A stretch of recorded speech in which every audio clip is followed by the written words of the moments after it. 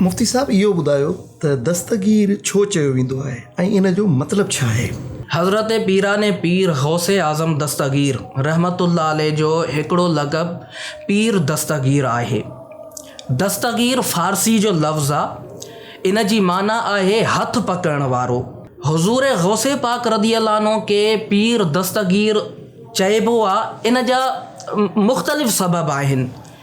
बुनियादी तौर जीअं त इमाम अहमद रज़ा ख़ान रहमतुल्लाह अलैह पंहिंजे किताब फ़तावा रज़विया 14 जिल्द में इन जी वजह इहा बयानु कई जो हुज़ूर गौसे पाक रज़ी अल्लाह अन्हु जो फ़रमान आहे, अगरि को मुरीद मुंहिंजो थिड़ंदो यानी राह तां हटी वेंदो, मां उन जो हथ झले उन खे संभालींदुसि। इन निस्बत सां इमाम अहले सुन्नत रहमतुल्लाह अलैह फरमायो पाण खे पीर दस्तगीर चयो वेंदो आहे, हथ पकड़ण वारो।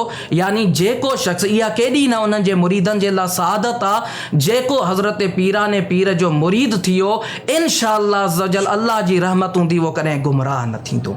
सो इहा माना दस्तगीर जी थी इन माना जे लिहाज़ सां। पर अगरि असां हुज़ूर गौसे पाक रज़ी अल्लाह अन्हु जी सीरत ॾिसूं था, पाण केतिरनि ई माण्हुनि जी दस्तगीरी फरमाई, इन निस्बत सां पाण खे पीर दस्तगीर चयो वेंदो आहे। जीअं हिकिड़ो वॾो वाक़ियो मशहूरु आहे, नाज़रीन अव्हां बि ॿुधो हूंदो।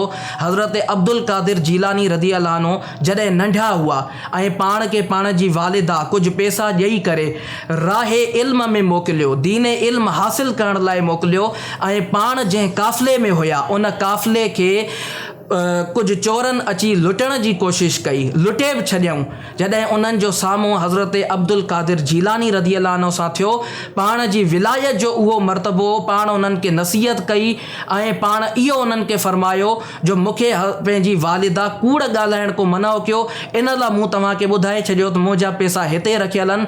उन्हनि चोरनि ॾिठो त हीउ ॿार थी पंहिंजी वालिदा जी फर्मा बरदारी थो करे, असां हेॾा वॾा थी विया आहियूं, असां अल्लाह जी नाफ़रमानी था कयूं। हुज़ूर गौसे पाक जी बरकत सां, पाण जी इस्लाह सां उहे राहे रास्ते अची विया। न सिर्फ़ु राहे रास्ते आया, अल्लाह तबारक व तआला जा नेक बाना बणिजी विया। इन मां छा साबित थियो जो पाण दस्तगीरी फरमाईंदा आहिनि।